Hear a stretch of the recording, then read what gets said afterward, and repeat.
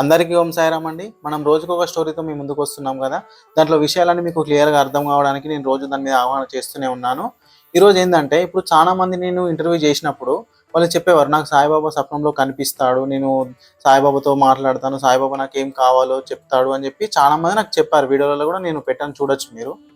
ఇప్పుడు పాయింట్కి ఏంటంటే, ఇప్పుడు సాయి గ్రంథంలో ఆ రోజులలో అట్లా ఏమైనా జరిగిందండి? అంటే ఎవరికన్నా జ్ఞానంలో కనిపించడం కానీ, లేదా స్వప్నంలో కనిపించడం కానీ, అట్లా ఏమన్నా అడగడం అట్లా ఆ రోజులో జరిగిందా? గ్రంథంలో అది ఇంకా ఉందా?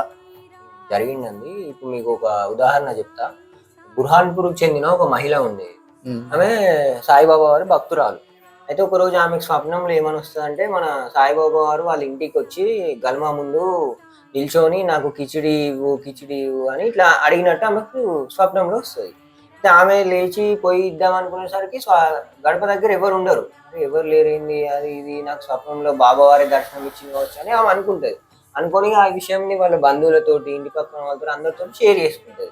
వాళ్ళ భర్త పోస్ట్ ఆఫీస్ లో పనిచేసేవాడు. ఆయనతోటి కూడా ఈ విషయం చెప్తుంది.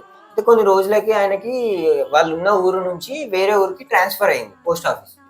వాళ్ళు ఇట్లా నాకు స్వప్నంలో వచ్చింది కదా అని వాళ్ళ భర్తతో చెప్తే, ఎలాగో ట్రాన్స్ఫర్ అయింది కదా, మరి మనం షిరిడీకి వెళ్ళొద్దాం, బాబావారి దర్శనం చేసుకుందాం అనుకొని కిచిడి అక్కడ ప్రసాదం నైవేద్యంగా బాబావారికి అర్పిద్దామని వెళ్తారు వాళ్ళు షిరిడీకి.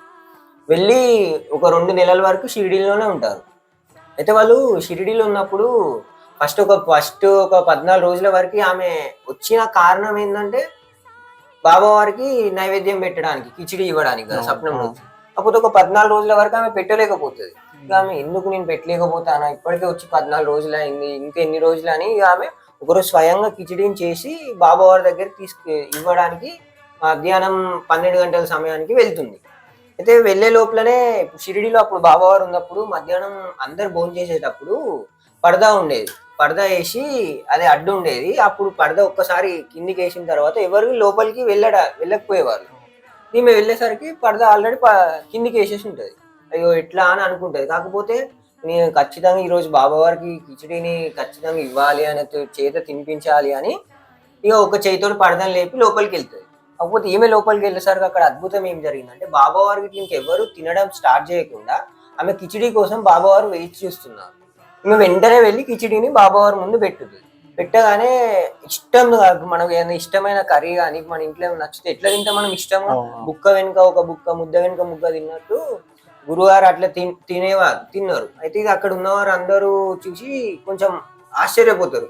ఈయనేంది ఇట్లా తినడం ఏంది అసలు అని వాళ్ళు కొంచెం ఆశ్చర్యపోయి అందరు అనుకుంటారు అన్నమాట, వారి భక్తులకు ఉన్న ప్రేమ అసలు మనం సహజమైనది కాదు, అది మన మాటల్లో చెప్పలేమని అక్కడ ఉన్న ప్రతి ఒక్క ప్రజలు అనుకుంటారు.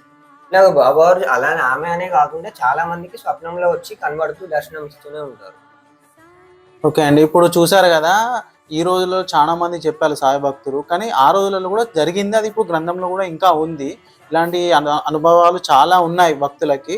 అదే సాయిబాబా గురించి ఎవరిని అడిగినా ఇట్లాగే చెప్తూనే ఉన్నారు, కానీ కొంతమంది చెప్పేవాళ్ళు చెప్తున్నారు. వాళ్ళ కోసమే నేను ప్రతి ఒక్కటి గ్రంథంలో నుంచి కానీ ఇప్పుడు సాయి భక్తుల నుంచి కానీ నేను స్వీకరించి మీ ముందు పెడుతూనే ఉన్నాను. ఇప్పటికన్నా మీరు అర్థం చేసుకోండి, సాయిబాబా అంటే ఎంతటి వాడు, ఎలాంటి వాడు అని తెలుసుకోండి. Thank you. ఓం సాయిరామ్.